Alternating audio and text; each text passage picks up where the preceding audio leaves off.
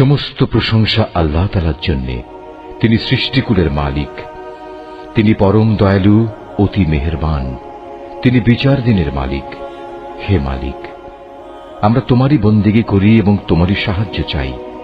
তুমি আমাদের সরল ও অবিচল পথটি দেখিয়ে দাও, তাদের পথ যাদের উপর তুমি অনুগ্রহ করেছ, তাদের পথ নয় যাদের উপর অভিশাপ দেওয়া হয়েছে, এবং তাদের পথ নয় যারা পথভ্রষ্ট হয়ে গেছে। সূরা বাকারা। রহমান রহিম আল্লাহ তাআলার নামে। আলিফ লাম মিম। এই সেই মহাগ্রন্থ আল কোরআন, তাতে কোনো সন্দেহ নেই। যারা আল্লাহ তাআলাকে ভয় করে, এই কিতাব কেবল তাদের জন্যই পথ প্রদর্শক। যারা না দেখে আল্লাহ তাআলাকে বিশ্বাস করে, যারা নামাজ প্রতিষ্ঠা করে, তাদের আমি যা কিছু দান করেছি তারা তা থেকে আমারে নির্দেশিত পথে ব্যয় করে। যারা তোমার উপর যা কিছু নাজিল করা হয়েছে তার উপর ঈমান আনে তোমার আগে নবীদের উপর যা কিছু নাজিল করা হয়েছে তার উপর। সর্বোপরি তারা পরকালের উপরও ঈমান আনে। সত্যিকার অর্থে এই লোকগুলোই তাদের মালিকের দেখানো সঠিক পথের উপর রয়েছে, এবং এরাই হচ্ছে সফলকাম। যারা এই বিষয়গুলো অস্বীকার করে, তাদের তুমি পরকালের কথা বলে সাবধান করো আর না করো, কার্যত উভয়টাই তাদের জন্য সমান কথা। এরা কখনো ঈমান আনবে না।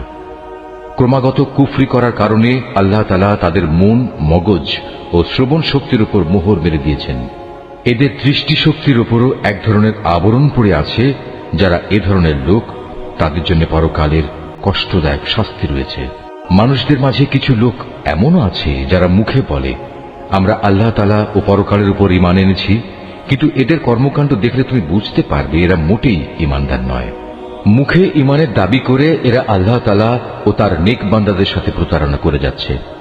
মূলত এ কাজের মাধ্যমে তারা অন্য কাউকে নয়, নিজেদেরই ধোঁকা দিয়ে যাচ্ছে, যদিও এ ব্যাপারে তাদের কোনো প্রকারের চৈতন্য নেই। আসলে এদের মনের ভেতর রয়েছে এক ধরনের মারাত্মক ব্যাধি। প্রতারণার কারণে আল্লাহ তাআলা এদের সে ব্যাধি বাড়িয়ে দিয়েছেন। তাদের জন্য রয়েছে আল্লাহ তাআলার পক্ষ থেকে পীড়াদায়ক আযাব, কেননা তারা মিথ্যা বলছিল। তাদের যখন বলা হয় তোমরা এই শান্তিপূর্ণ জমিনে অশান্তি ও বিপর্যয় সৃষ্টি করো না, তখন তারা বলে, না, আমরাই তো বরং সংশোধনকারী।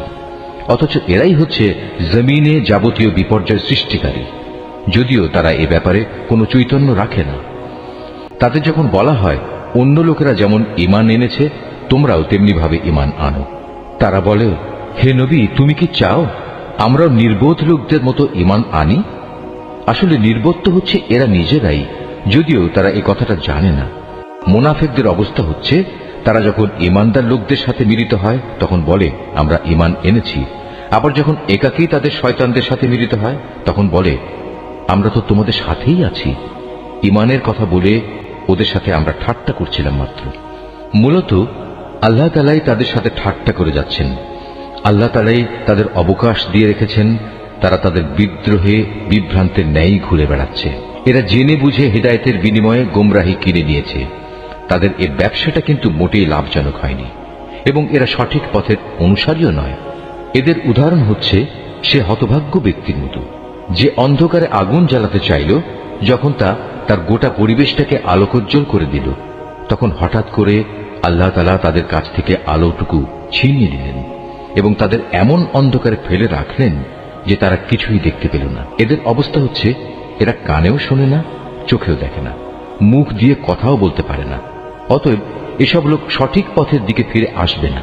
অথবা এদের উদাহরণ হচ্ছে আসমান থেকে নেমে আসা বৃষ্টির মতো, এর মাঝে রয়েছে আবার অন্ধকার, মেঘের গর্জন ও বিদ্যুতের চমক। বিদ্যুৎ গর্জন ও মৃত্যুর ভয়ে এরা নিজেদের কানে নিজেদের আঙুল ঢুকিয়ে রাখে। এরা জানে না আল্লাহ তাআলা কাফেরদের সকল দিক থেকেই ঘিরে রেখেছেন, তাতে এদের অবস্থা নাজুক হয়ে পড়ে। মনে হয় এখনই বিদ্যুৎ এদের চোখ নিষ্প্রভ করে দেবে। এই আতঙ্কজনক অবস্থায় আল্লাহ তাআলা যখন এদের জন্য একটু আলো জ্বালিয়ে দেন, তখন এরা সেদিকে চলতে থাকে। আবার যখন তিনি তাদের উপর অন্ধকার চাপিয়ে দেন, তখন এরা একটু থমকে দাঁড়ায়। অথচ আল্লাহ তাআলা চাইলে সহজেই তাদের শোনার ও দেখার ক্ষমতা ছিনিয়ে নিতে পারতেন। নিশ্চয়ই তিনি সর্বশক্তিমান। হে মানুষ, তোমরা সেই মহান আল্লাহ তাআলার দাসত্ব স্বীকার করো, যিনি তোমাদের এবং তোমাদের আগে যারা ছিল তাদের সবাইকে পয়দা করেছেন। আশা করা যায় এর ফলে তোমরা যাবতীয় সংকট থেকে বেঁচে থাকতে পারবে।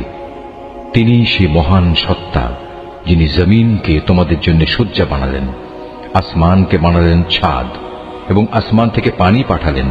তার সাহায্যে তিনি নানা প্রকারের ফলমূল উৎপাদন করে তোমাদের জীবিকার ব্যবস্থা করলেন। অতঃপর তোমরা জেনে বুঝে এসব কাজে আল্লাহ তাআলার সাথে কাউকে শরীক করো না। আমি আমার বান্দার উপর যে কিতাব নাজিল করেছি তার সত্যতার ব্যাপারে যদি তোমাদের কোনো সন্দেহ থাকে তাহলে যাও, তার মতো করে একটি সূরা তোমরাও রচনা করে নিয়ে এসো। এক আল্লাহ ছাড়া তোমাদের আর যেসব বন্ধু বান্ধব রয়েছে তাদেরও প্রয়োজনে সহযোগিতার জন্য ডাকো, যদি তোমরা তোমাদের দাবিতে সত্যবাদী হও। কিন্তু তোমরা যদি তা না করতে পারো, এবং আমি জানি তোমরা তা কখনোই করতে পারবে না, তাহলে তোমরা দোজখের সেই কঠিন আগুনকে ভয় করো যার ইন্ধন হবে মানুষ ও পাথর।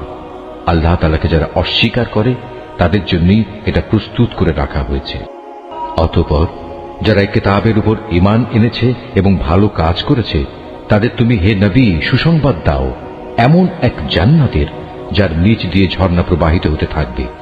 যখনই তাদের এই জান্নাতের কোনো একটি ফল দেয়া হবে তখনই তারা বলবে, এ ধরনের ফল তো ইতিপূর্বেও আমাদের দেওয়া হয়েছিল। তাদের মূলত এমনি ধরনের জিনিসই সেখানে দেওয়া হবে। তাদের জন্য আরো সেখানে থাকবে পবিত্র সহধর্মী এবং সহধর্মিনী, এবং তারা সেখানে অনন্তকাল ধরে অবস্থান করবে। সত্য প্রমাণের জন্য আল্লাহ তাআলা মশা কিংবা তার চাইতে উপরে যা কিছু আছে তার উদাহরণ দিতেও লজ্জাবোধ করেন না। যারা আল্লাহর বাণীতে বিশ্বাস স্থাপন করে তারা জানে এ সত্য আল্লাহর কাছ থেকেই এসেছে। আর যারা আগেই সত্য অস্বীকার করেছে তারা একে না মানার অজুহাত দিতে গিয়ে বলে, আল্লাহ তাআলা এ উদাহরণ দ্বারা কি বোঝাতে চান? এভাবে একই ঘটনা দিয়ে আল্লাহ তাআলা অনেক লোককে গুমরাহিতে নিমজ্জিত করলেও বহু লোককে তিনি আবার এ দিয়ে হেদায়েতের পথও দেখান। আর কতিপয় পাপাচারী ব্যক্তি ছাড়া তিনি তা দিয়ে অন্য কাউকে গুমরাহিতে নিমজ্জিত করেন না। এরা হচ্ছে সেসব লোক যারা আল্লাহর ফরমান মেনে চলার প্রতিশ্রুতি দেওয়ার পর তা ভঙ্গ করে। ব্যক্তি ও সমাজ জীবনে আল্লাহ তাআলা যেসব সম্পর্কের ভিত মজবুত করতে বলেছেন তা তারা ছিন্ন করে। সর্বোপরি জমিনে অহেতুক বিপর্যয় সৃষ্টি করে। এরাই হচ্ছে আসল ক্ষতিগ্রস্ত। তোমরা আল্লাহকে কিভাবে অস্বীকার করবে? অথচ তোমরা প্রথম দিকে ছিলে মৃত। তিনি তোমাদের জীবন দিয়েছেন, পুনরায় তিনি তোমাদের মৃত্যু দেবেন। অতঃপর সর্বশেষে তিনি আবার তোমাদের জীবন দান করবেন, এবং এভাবেই তোমাদের একদিন তাঁর কাছে ফিরে যেতে হবে। তিনি সেই মহান সত্তা যিনি এ পৃথিবীর সব কিছু তোমাদের ব্যবহারের জন্য তৈরি করেছেন।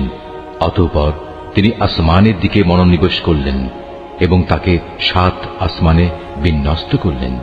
তিনি সবকিছু সম্পর্কেই সম্যক অবগত আছে। হে নবী, স্মরণ করো যখন তোমার মালিক তাঁর ফেরেশতাদের সম্বোধন করে বললেন, আমি পৃথিবীতে আমার খলিফা বানাতে চাই।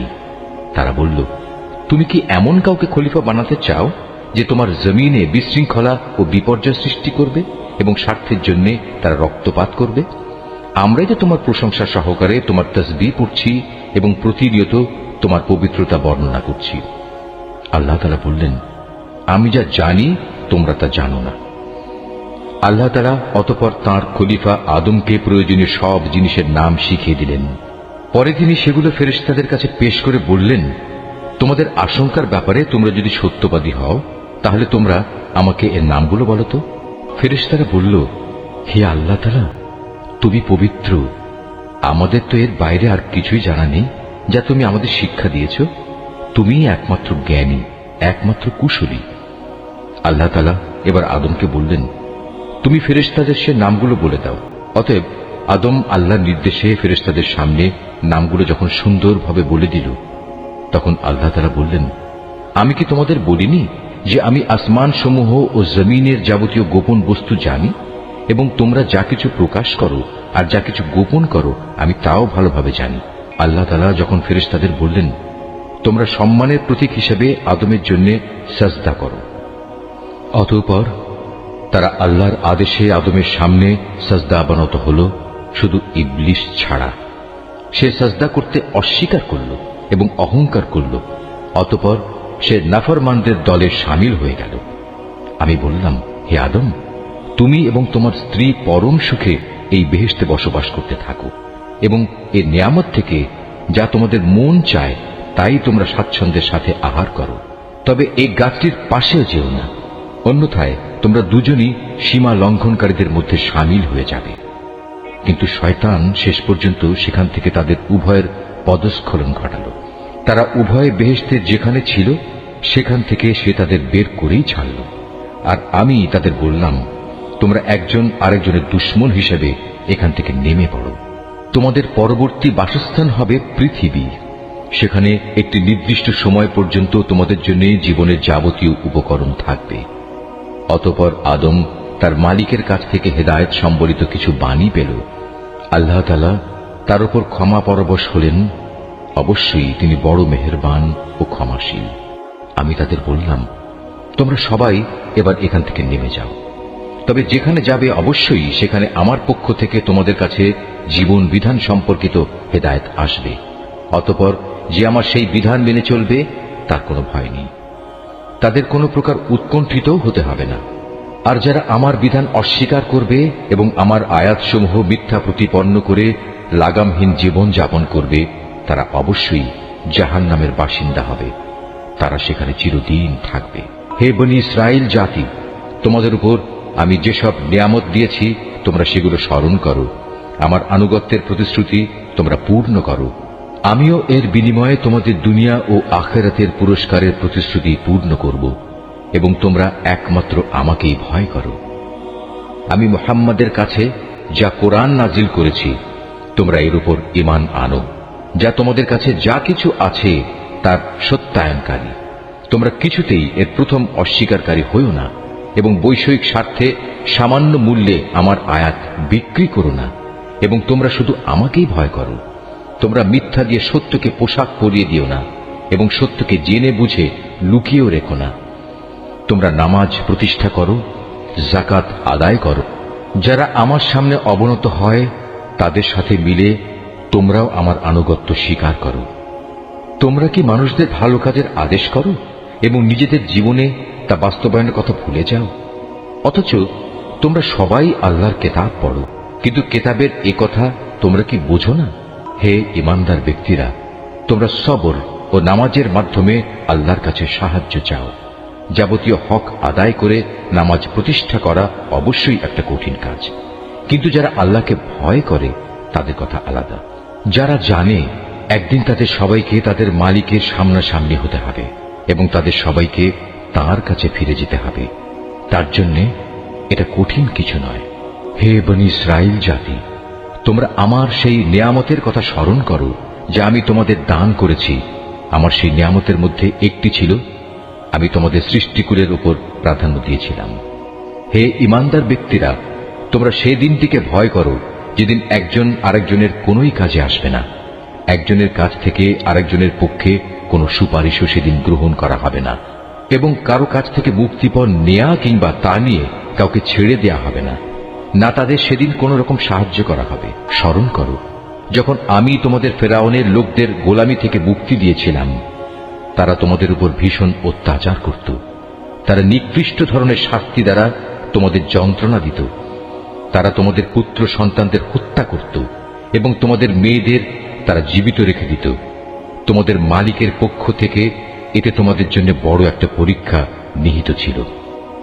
আরো স্মরণ করো যখন আমি তোমাদের জন্য সমুদ্রকে দ্বিধা বিভক্ত করে দিয়েছিলাম, অতঃপর আমি তোমাদের সমূহ মৃত্যুর হাত থেকে বাঁচিয়ে দিয়েছিলাম এবং আমি ফেরাউন ও তার দলবলকে সমুদ্রে ডুবিয়ে দিয়েছিলাম, আর তোমরা তা তো নিজেরাই প্রত্যক্ষ করেছিলে। আরো স্মরণ করো যখন মূসাকে আমি বিশেষ একটি কাজে 40 রাত নির্ধারণ করে দিলাম, তার যাওয়ার পর তোমরা একটি বাছুরকে মাবুদ রূপে গ্রহণ করে নিলে। তোমরা এতে করে ভীষণ জুলুম করেছিলে।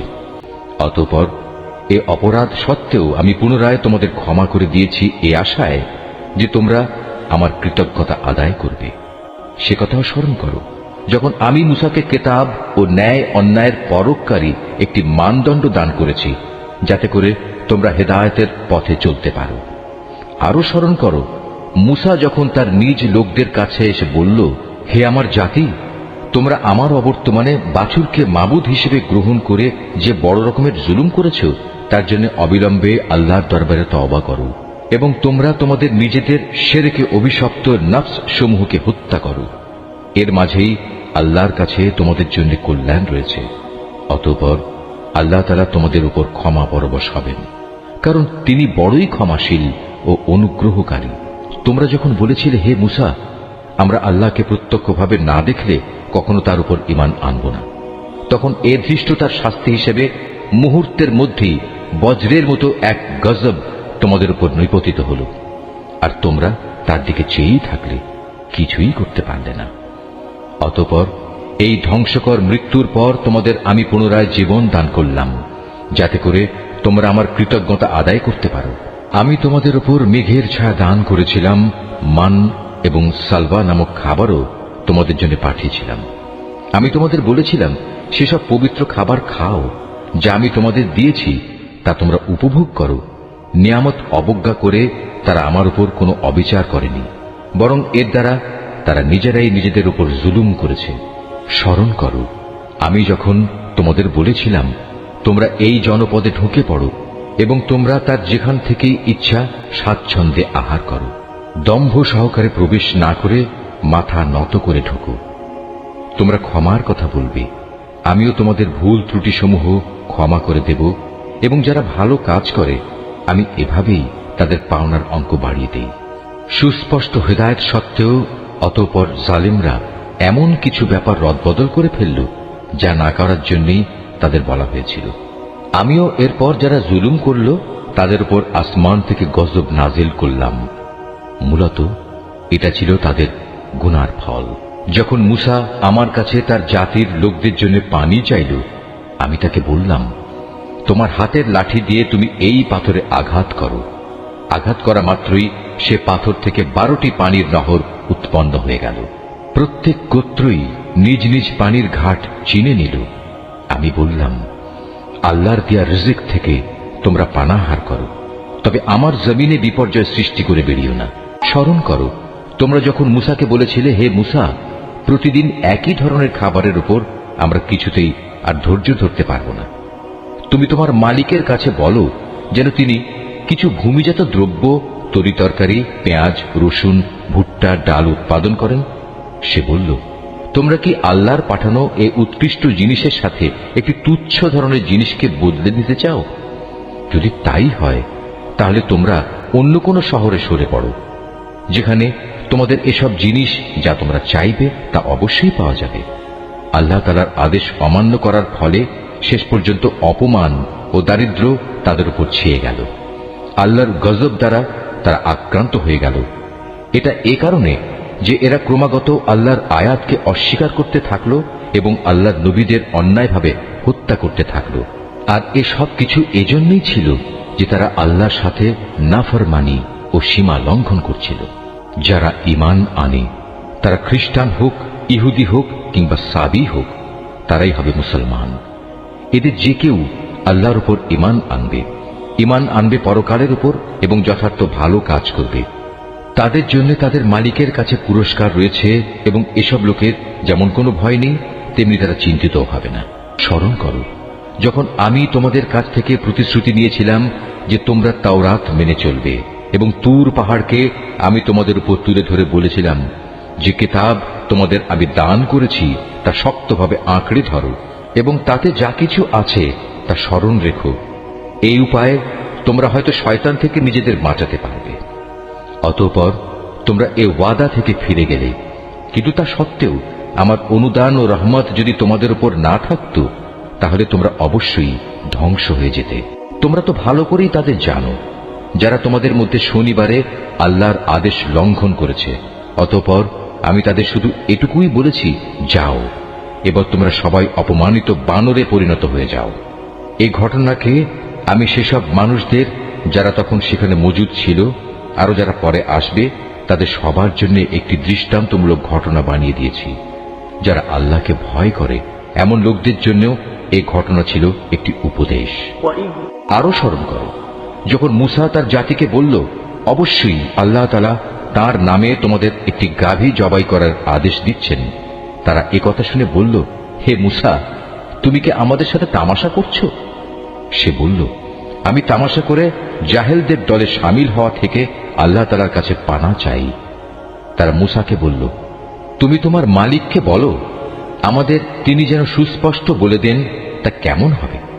সে বলল, অবশ্যই তা হবে এমন যা বৃদ্ধ হবে না, আবার একেবারে বাচ্চাও হবে না, বরং তা হবে এর মাঝামাঝি বয়সের। এখন যা কিছু তোমাদের নির্দেশ দেওয়া হচ্ছে তাই করো।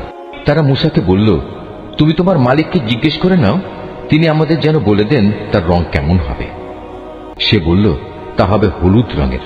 তার রং এত আকর্ষণীয় হবে যে যারা তাকাবে তা তাদেরই পরিতৃপ্ত করবে।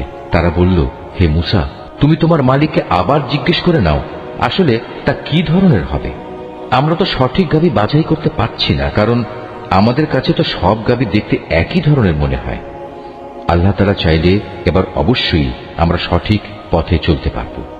সে বলল, তাহলে শোনো, আল্লাহর ঈপ্সিত সে গাভী হবে এমন যে সেটি কোনো চাষাবাদের কাজ করে না, জমিনে পানি সেচের কাজও করে না, অর্থাৎ তা হবে সম্পূর্ণ নিখুঁত ও ত্রুটিমুক্ত। একথা শুনিয়ে তারা বলল, এতক্ষণে তুমি আমাদের সামনে সত্য ঘটনা নিয়ে এসেছ। অতঃপর তারা এ ধরনের একটি গাভী জবাই করল, যদিও ইতিপূর্বে মনে হয়নি যে তারা এই কাজটি আদৌ করতে চায়। স্মরণ করো, যখন তোমরা একজন লোককে হত্যা করেছিলে, অতঃপর সে ব্যাপারে তোমরা একে অপরের উপর হত্যার অভিযোগ আরোপ করতে শুরু করলে, অথচ আল্লাহ তাআলা সেই বিষয়ই মানুষের সামনে বের করে আনতে চাইলেন যা তোমরা লুকোবার চেষ্টা করেছিলে। হত্যাকারীকে খুঁজে বের করার জন্য আমি তোমাদের বললাম, কোরবানি করা সেই গাভীর শরীরের একাংশ দিয়ে তোমরা একে মৃদু আঘাত করো। এভাবেই আল্লাহ তাআলা মৃত ব্যক্তিকে জীবন দান করবেন এবং এ ধরনের অলৌকিক ঘটনা দ্বারা তিনি তোমাদের কাছে তার জ্ঞানের নিদর্শনসমূহ তুলে ধরেন। আশা করা যায় তোমরা এর মাধ্যমে সত্য অনুধাবন করবে। কিন্তু এত বড় একটি নিদর্শন সত্ত্বেও অতঃপর তোমাদের মন কঠিন হয়ে গেল, এমন কঠিন যেন তা শক্ত পাথর, বরং মাঝে মাঝে মনে হয় পাথরের চেয়েও বুঝি তা বেশি কঠিন। কেননা কিছু পাথর এমন আছে যা থেকে মাঝে মাঝে ঝর্ণাধারা নির্গত হয়, আবার কোনো কোনো সময় তা বিদীর্ণ হয়ে ফেটেও যায় এবং তা থেকে পানির ফোয়ারাও বেরিয়ে আসে। অবশ্য এর মধ্যে থেকে এমন কিছু পাথর আছে যা আল্লাহর ভয়ে ধসে পড়ে। আল্লাহ তাআলা তোমাদের কার্যকলাপ সম্পর্কে মোটেই গাফেল নন। হে ঈমানদার লোকেরা, এরপরেও তোমরা কি এই আশা পোষণ করো যে এরা তোমাদের সাথে তোমাদের দ্বীনের জন্য ঈমান আনবে? অথচ এদের একাংশ যুগ যুগ ধরে আল্লাহর কিতাব শুনে আসছে, অতঃপর তারা তাকে বিকৃত করছে, অথচ এরা ভালো করেই তা জানে। এদের অবস্থা হচ্ছে, এরা যখন ঈমানদারদের সাথে সাক্ষাৎ করে তখন বলে, আমরা ঈমান এনেছি, কিন্তু এরাই আবার যখন গোপনে একে অপরের সাথে মিলিত হয় তখন বলে, তোমরা কি মুসলমানদের কাছে সেসব কথা প্রকাশ করে দাও যা আল্লাহ তাআলা মুহাম্মদের নবুয়ত সম্পর্কে আগেই তাওরাতে তোমাদের উপর ব্যক্ত করেছেন? খবরদার, তোমরা এমনটি কখনো করো না, তাহলে তারা একদিন তোমাদের মালিকের সামনে এটা দিয়েই তোমাদের বিরুদ্ধে সাক্ষ্য উত্থাপন করবে। তোমরা কি এটুকু কথাও বুঝতে পারো না? এরা কি জানে না আল্লাহর কিতাবে যা কিছু এরা গোপন করে, আবার নিজেদের স্বার্থে তারা যা প্রকাশ করে তা সবই আল্লাহ তাআলা জানেন। এদের আরেকটি দল যারা একান্ত অশিক্ষিত, নিরক্ষর, এরা আল্লাহর কিতাব সম্পর্কে কিছুই জানে না। আল্লাহর কিতাব যেন এদের কাছে একটি নিছক ধ্যান ধারণা সর্বস্ব পুস্তক মাত্র। এরা শুধু অমূলক ধারণাই করে থাকে। সেসব লোকের জন্য ধ্বংস অনিবার্য যারা হাত দিয়ে কিতাব লিখে নেয়, তারপর দুনিয়ার সামনে বলে এগুলো হচ্ছে আল্লাহ তাআলার পক্ষ থেকে অবতীর্ণ শরীয়তের বিধান। তাদের উদ্দেশ্য হচ্ছে যেন তা দিয়ে দুনিয়ার কিছু স্বার্থ তারা কিনে নিতে পারে, অতঃপর তাদের হাত যা কিছু রচনা করেছে তার জন্য তাদের ধ্বংস ও দুর্ভোগ, যা কিছু তারা উপার্জন করেছে তার জন্য তাদের দুর্ভোগ। এসব নির্বোধ লোকেরা বলে, জাহান্নামের আগুন কখনোই আমাদের স্পর্শ করবে না, একান্ত যদি করেও তা হবে নির্দিষ্ট কয়েকটা দিনের জন্য মাত্র। হে নবী, তুমি তাদের বলো, তোমরা কি আল্লাহর কাছ থেকে এমন কোন প্রতিশ্রুতি আদায় করে নিয়েছ? আল্লাহ তাআলা তো কখনো তার প্রতিশ্রুতি ভঙ্গ করেন না। না তোমরা জেনে বুঝেই আল্লাহ তাআলা সম্পর্কে এমন সব কথা বলে বেড়াচ্ছ যা তোমরা নিজেরাই জানো না। হ্যাঁ, যে কোনো ব্যক্তি স্বেচ্ছায় অপরাধ করেছে এবং যাকে তার পাপ ঘিরে রেখেছে, এমন লোকেরাই হচ্ছে জাহান্নামের অধিবাসী এবং সেখানে তারা চিরদিন অবস্থান করবে। আবার যারাই আল্লাহর উপর ঈমান আনবে এবং ভালো কাজ করবে তারা বেহেশতবাসী হবে, তারা সেখানে চিরদিন থাকবে।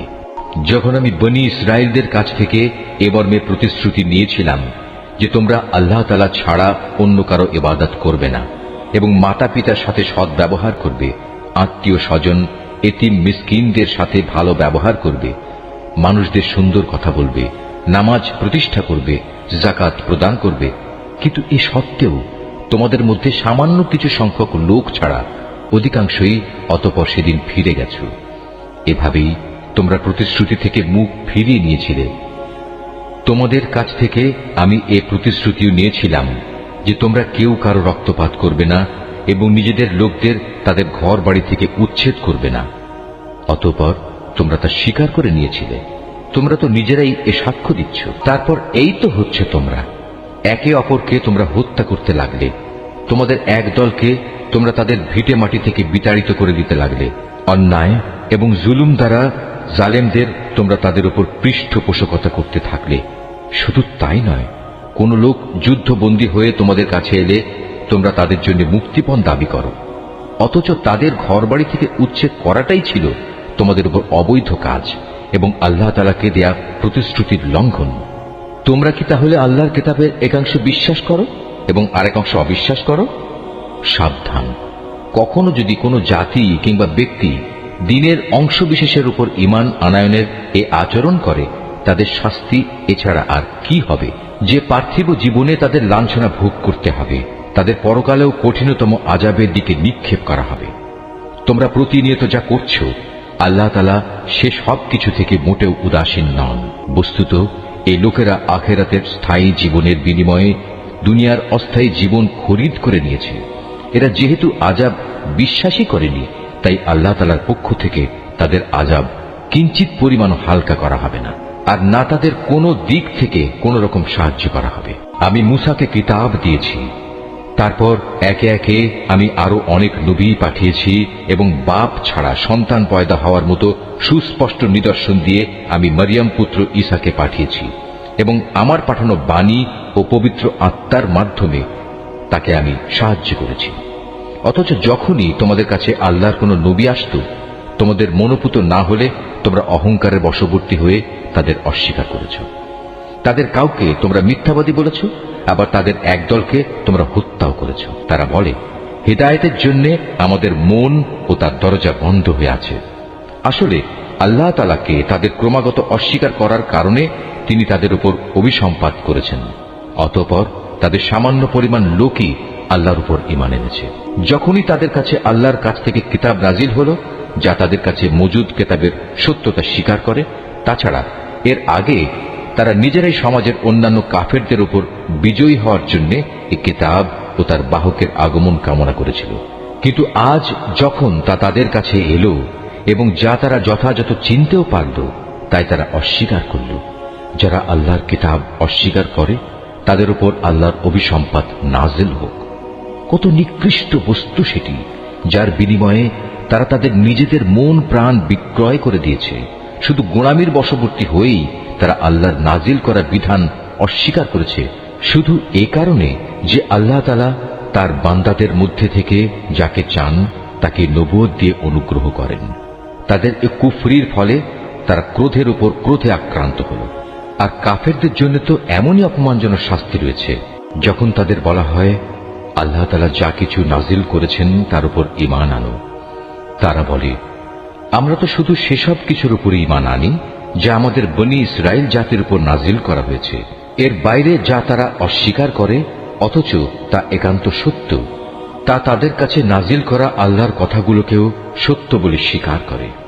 হে নবী, তুমি বলো, তোমরা যদি বিশ্বাসী হও তাহলে আল্লাহর নবীদের ইতিপূর্বে তোমরা কেন হত্যা করেছিলে?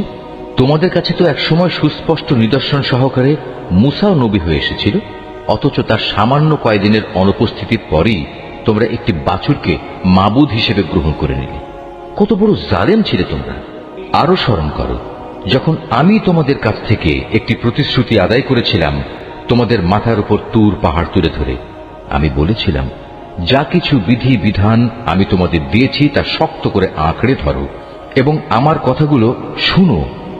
এর জবাবে তারা মুখে তো বলল, হ্যাঁ আমরা তোমার কথা শুনেছি, কিন্তু বাস্তব জীবনে তা অস্বীকার করে বলল, আমরা তা অমান্য করলাম। আসলে আল্লাহ তাআলাকে তাদের অস্বীকার করার কারণে সেই বাছুরকে মাবুদ বানানোর নেশা তখনও তাদের মনকে আকৃষ্ট করে রেখেছিল। তুমি তাদের বলো, যদি তোমরা সত্যি মোমেন হও তাহলে বলতে পারো, এটা কত খারাপ ঈমান যা একজন ব্যক্তিকে এ ধরনের কাজের আদেশ দেয়। যদি তোমরা মনে করো অন্যদের বদলে পরকালের নিবাস আল্লাহর কাছে শুধু তোমাদের জন্য নির্দিষ্ট, তাহলে যাও, তা পাওয়ার জন্য তোমরা মৃত্যু কামনা করো, যদি তোমরা সত্যবাদী হও।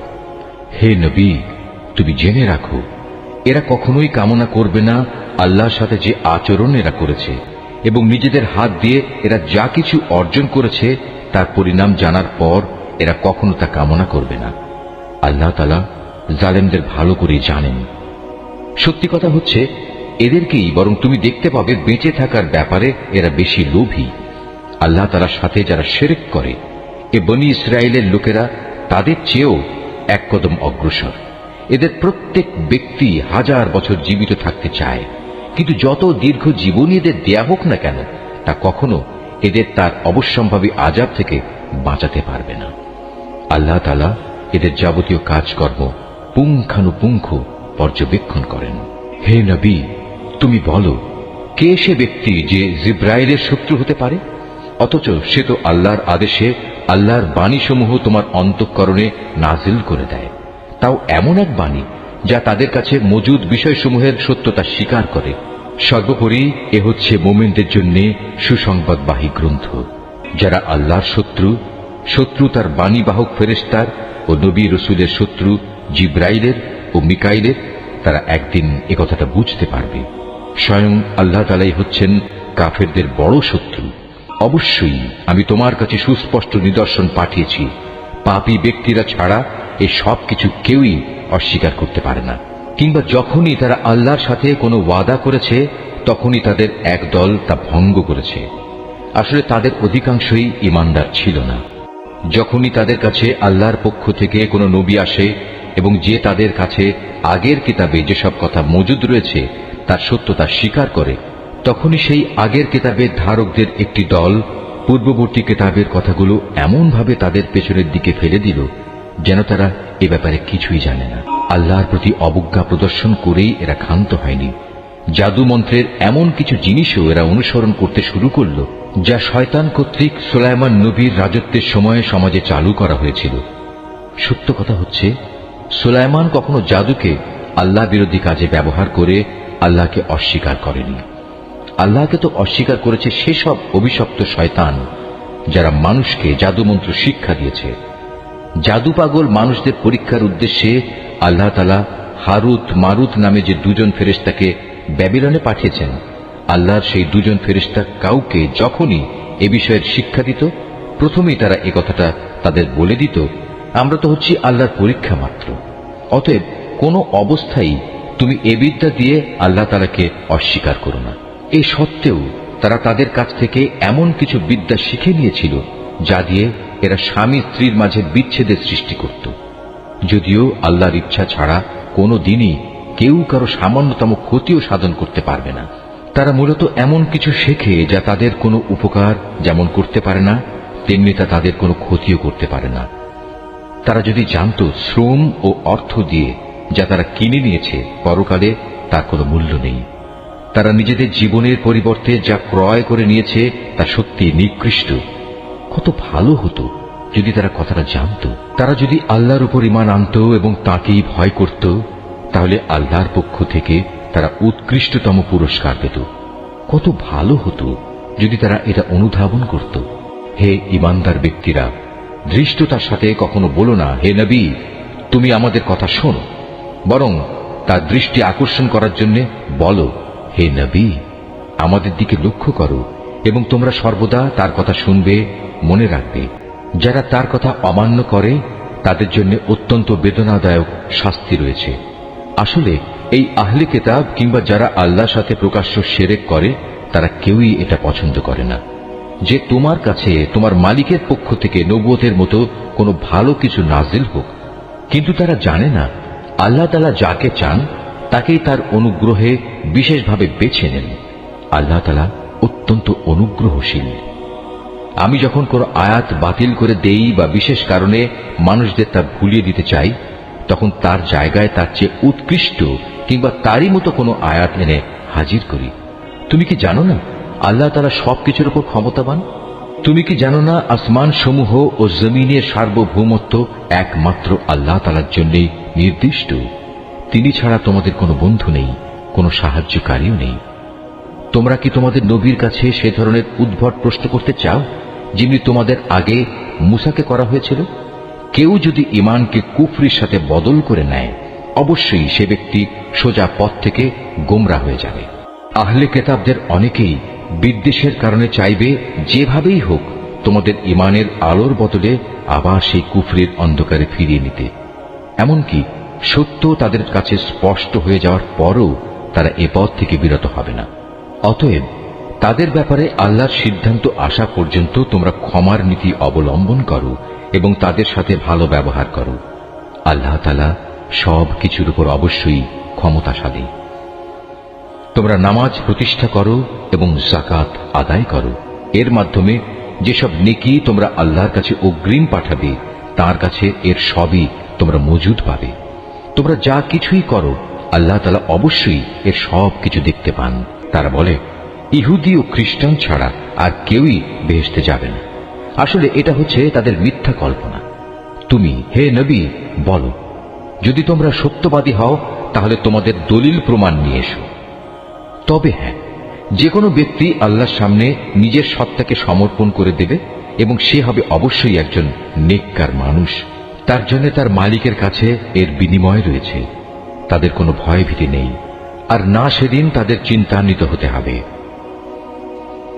ইহুদিরা বলে খ্রিস্টানরা কোনো কিছুর উপর প্রতিষ্ঠিত নয়, খ্রিস্টানরা বলে ইহুদিরা কোনো কিছুর উপর প্রতিষ্ঠিত নয়। অথচ এদের অবস্থা হচ্ছে এরা উভয়ই আল্লাহর কিতাব পাঠ করে, আদৌ আল্লাহর কিতাবের কোনো কিছুই জানে না। এমন লোকেরা আবার এদের উভয় সম্পর্কে একই ধরনের কথা বলে। তারা যে বিষয়ে মতবিরোধ করছে আল্লাহ তাআলা শেষ বিচারের দিনে সে বিষয়ে তাদের মাঝে মীমাংসা করে দেবেন। সে ব্যক্তির চেয়ে বড় জালেম আর কে আছে যে ব্যক্তি আল্লাহর ঘর মসজিদে তার নাম স্মরণ করতে বাধা দেয় এবং তার ধ্বংস সাধনে সচেষ্ট হয়। এ ধরনের লোকদের বস্তুত তাতে ঢোকার কোনো যোগ্যতাই নেই। তবে একান্ত ভীত সন্ত্রস্তভাবে ঢুকলে তা ভিন্ন কথা। তাদের জন্য পৃথিবীতে যেমন অপমান লাঞ্ছনা রয়েছে, তেমনি রয়েছে পরকালে কঠিনতম শাস্তি। এরা কেবলা বদলের ব্যাপারেও মতবিরোধ করেছিল, অথচ পূর্ব পশ্চিম সবই তো আল্লাহ তাআলার। তাছাড়া তোমরা যেদিকেই মুখ ফিরাবে সেদিকেই তো আল্লাহ তাআলা রয়েছেন। আল্লাহ তাআলা সর্বব্যাপী এবং জ্ঞানী। খ্রিস্টান লোকেরা বলে আল্লাহ তাআলা অমুককে নিজের সন্তান রূপে গ্রহণ করেছেন, অথচ যাবতীয় পবিত্রতা একান্তভাবে তাঁর। তিনি এ সব কিছুর অনেক ঊর্ধ্বে। আসমান সমূহ ও জমিনের সব কিছুই তাঁর জন্যে। এর প্রতিটি বস্তুই তার একান্ত অনুগত।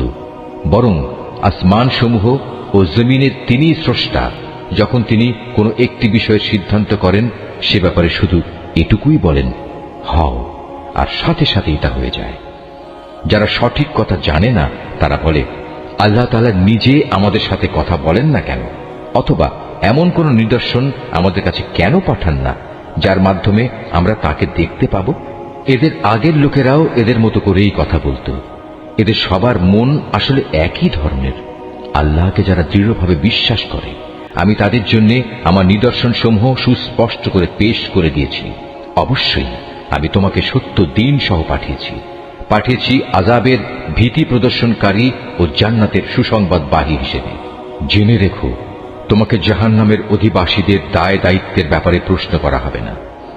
ইহুদি ও খ্রিস্টানরা কখনো তোমার ওপর খুশি হবে না। হ্যাঁ, তুমি যদি কখনো তাদের দলের অনুসরণ করতে শুরু করো তখনই এরা খুশি হবে। তুমি তাদের বলে দাও আল্লাহ তাআলার হেদায়েতই হচ্ছে একমাত্র পথ। সাবধান, তোমার কাছে সঠিক জ্ঞান আসার পরও যদি তুমি তাদের ইচ্ছানুসারে চলতে থাকো, তাহলে আল্লাহ তাআলা ছাড়া তুমি কোনো বন্ধু ও সাহায্যকারী পাবে না।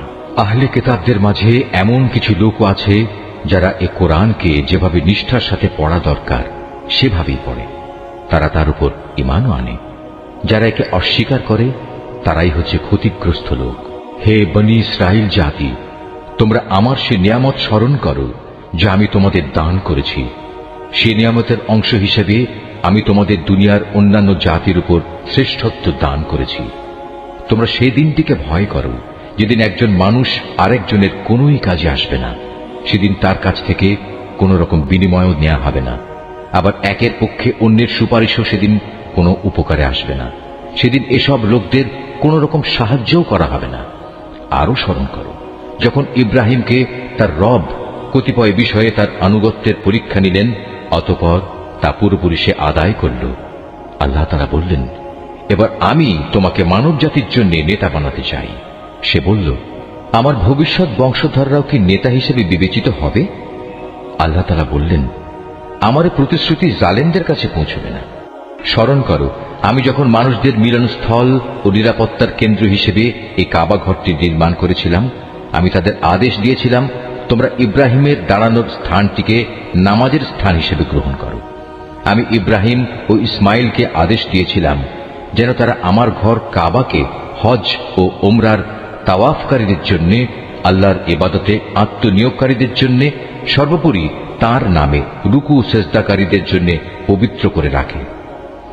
ইব্রাহিম যখন বলেছিল, হে মালিক, এ শহরকে তুমি শান্তি ও নিরাপত্তার শহর বানিয়ে দাও এবং এখানকার অধিবাসীদের মাঝে যে ব্যক্তি আল্লাহ তাআলা এবং পরকালে বিশ্বাস করে তুমি তাদের ফলমূল দিয়ে আহারের যোগান দাও। আল্লাহ তাআলা বললেন, হ্যাঁ, যে ব্যক্তি আমাকে অস্বীকার করবে তাকেও আমি অল্প কয়েকদিন জীবনের উপায় উপকরণ সরবরাহ করতে থাকব। অতঃপর অচিরেই আমি তাদের আগুনের আযাব ভোগ করতে বাধ্য করব, যা সত্যি বড় নিকৃষ্টতম স্থান। ইব্রাহিম ও ইসমাইল যখন এই ঘরের ভিত্তি উঠাচ্ছিল তখন তারা আল্লাহর কাছে দোয়া করল, হে আমাদের মালিক, আমরা যে উদ্দেশ্যে এই ঘর নির্মাণ করেছি তা তুমি আমাদের কাছ থেকে কবুল করো। একমাত্র তুমি সবকিছু জানো এবং সবকিছু শোনো। তারা আরো বলল, হে আমাদের মালিক, আমাদের উভয়কেই তুমি তোমার অনুগত মুসলিম বান্দা বানাও এবং আমাদের পরবর্তী বংশধরদের মাঝ থেকেও তুমি তোমার একদল অনুগত বান্দা বানিয়ে দাও। হে মালিক, তুমি আমাদের তোমার ইবাদতের আনুষ্ঠানিকতা সমূহ দেখিয়ে দাও এবং তুমি আমাদের উপর দয়া পরবশ হও, কারণ তুমি অত্যন্ত দয়া পরবশ ও পরম দয়ালু। হে আমাদের মালিক, তাদের বংশের মধ্যে তাদের নিজেদের মাঝ থেকে তুমি এমন একজন রসূল পাঠাও যে তাদের কাছে তোমার আয়াতসমূহ পড়ে শোনাবে, তাদের তোমার কিতাবের জ্ঞান ও প্রজ্ঞা শিক্ষা দেবে, উপরন্তু সে তাদের পবিত্র করে দেবে। হে আল্লাহ, তুমি আমাদের এই দোয়া কবুল করো, কারণ তুমি মহাপরাক্রমশালী ও পরম কুশলী। জেনে বুঝে যে নিজেকে মূর্খ বানিয়ে রেখেছে সে ব্যক্তি ছাড়া আর কে এমন হবে যে ইব্রাহিমের আনিত জীবন বিধান থেকে মুখ ফিরিয়ে নেবে? অথচ তাকে আমি দুনিয়ার নবুয়তের জন্য বাছাই করে নিয়েছি। শেষ বিচারের দিনেও সে আমার নেক লোকদের মধ্যে শামিল হবে। যখন আমি তাকে বললাম, তুমি আমার অনুগত মুসলিম হয়ে যাও, সে বলল, আমি সৃষ্টিকুলের মালিক আল্লাহ তাআলার পূর্ণ আনুগত্য স্বীকার করে নিলাম। যে পথ ইব্রাহিম নিজের জন্য বেছে নিল সে পথে চলার জন্য সে তার সন্তান সন্ততিকেও ওসিয়ত করে গেল। ইয়াকুবও তার সন্তানদের ওসিয়ত করে বলল, হে আমার সন্তানরা, নিশ্চয়ই আল্লাহ তাআলা তোমাদের জন্য এই দ্বীন ইসলাম মনোনীত করে দিয়েছেন।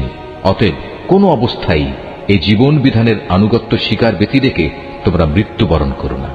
হে ইহুদি জাতি, তোমরা কি তখন সেখানে উপস্থিত ছিলে যখন ইয়াকুবের সামনে তার মৃত্যু এসে হাজির হলো এবং সে যখন তার ছেলে মেয়েদের বলল, বলো আমার মৃত্যুর পর তোমরা কার ইবাদত করবে? তারা বলল, আমরা অবশ্যই তোমার মাবুদ, তোমার পূর্বপুরুষ ইব্রাহিম, ইসমাইল ও ইসহাকের মাবুদের ইবাদত করব। এ মাবুদ হচ্ছেন একক, আমরা তার আত্মসমর্পণকারী বান্দা হয়ে থাকব। এরা ছিল এক ধরনের জাতি যারা আজ গত হয়ে গেছে। তারা যা করে গেছে তা তাদের নিজেদের জন্য, আবার তোমরা যা করবে তা হবে তোমাদের নিজেদের জন্য। তারা যা কিছু করছিল সে ব্যাপারে তোমাদের কিছু জিজ্ঞেস করা হবে না। এরা ইহুদি ও নাসারারা বলে, তোমরা ইহুদি কিংবা খ্রিস্টান হয়ে যাও, তাহলে তোমরা সঠিক পথে পরিচালিত হবে। হে নবী, তুমি বলো, আমাদের কাছে তো বরং ইব্রাহিমের একনিষ্ঠ মতাদর্শই রয়েছে, আর সে কখনো মুশরিকদের অন্তর্ভুক্ত ছিল না। তোমরা বলো, আমরা তো আল্লাহর উপর ঈমান এনেছি এবং ঈমান এনেছি আল্লাহ তাআলা আমাদের কাছে যা কিছু নাজিল করেছেন তার উপর। আমাদের আগে ইব্রাহিম, ইসমাইল, ইসহাক, ইয়াকুব ও তাদের পরবর্তী সন্তানদের উপর যা কিছু নাজিল করা হয়েছে তাও আমরা মানি। তাছাড়া মুসা, ঈসা সহ সব নবীকে তাদের মালিকের পক্ষ থেকে যা কিছু দেওয়া হয়েছে তার উপর আমরা ঈমান এনেছি। আমরা এদের কারো মধ্যেই কোনো তারতম্য করি না। আমরা তো হচ্ছি আল্লাহরই অনুগত বান্দা। আর এরা যদি তোমাদের মতোই আল্লাহর উপর ঈমান আনত, তাহলে তারাও সঠিক পথ পেত। তারা যদি সে পথ থেকে ফিরে আসে, তাহলে তারা অবশ্যই উপদলীয় অনৈক্যের মাঝে পড়ে যাবে। আল্লাহ তাআলাই তোমার জন্য যথেষ্ট হবেন, তিনি শোনেন, তিনিই জানেন। হে নবী, তাদের তুমি বলো, আসল রং হচ্ছে আল্লাহ তাআলারই। এমন কে আছে যার রং তার রঙের চেয়ে উৎকৃষ্ট হতে পারে? আমরা ঘোষণা করছি, আমরা তাঁরই ইবাদত করি। হে নবী, তুমি তাদের বলো, তোমরা কি স্বয়ং আল্লাহ তাআলার ব্যাপারেই আমাদের সাথে বিতর্কে লিপ্ত হতে চাও? অথচ তিনি যেমন আমাদের মালিক, তেমনি তিনি তোমাদেরও মালিক। আমাদের কাজ আমাদের জন্য, আর তোমাদের কাজ তোমাদের জন্য। আমরা তার আনুগত্যের ব্যাপারে সবাই হচ্ছি নিষ্ঠাবান। অথবা তোমরা কি একথা বলতে চাও যে ইব্রাহিম, ইসমাইল, ইসহাক, ইয়াকুব ও তাদের বংশধররা সবাই ছিল ইহুদি কিংবা খ্রিস্টান? হে নবী, তুমি বলে দাও, এ ব্যাপারে তোমরা বেশি জানো না আল্লাহ তাআলা বেশি জানেন? যদি কোনো ব্যক্তি তার কাছে মজুদ আল্লাহর কাছ থেকে আগত সাক্ষ্য প্রমাণ গোপন করে, তাহলে তার চেয়ে বড় জালেম আর কে হতে পারে? আল্লাহ তাআলা তোমাদের কাজকর্মের ব্যাপারে মোটেই গাফেল নন। এরাও ছিল এক ধরনের সম্প্রদায় যারা আজ গত হয়ে গেছে। তারা যা করে গেছে তা তাদের জন্য, আর তোমাদের কর্মফল হবে তোমাদের জন্য। তারা যা কিছু করছিল সে ব্যাপারে তোমাদের কিছু জিজ্ঞাসা করা হবে না।